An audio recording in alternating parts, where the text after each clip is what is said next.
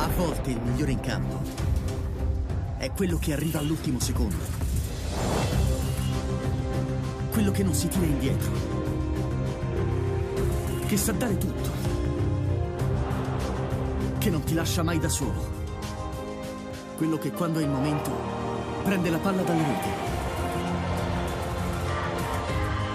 e 5 minuti dopo la ributta dentro. Il migliore in campo è uno come te.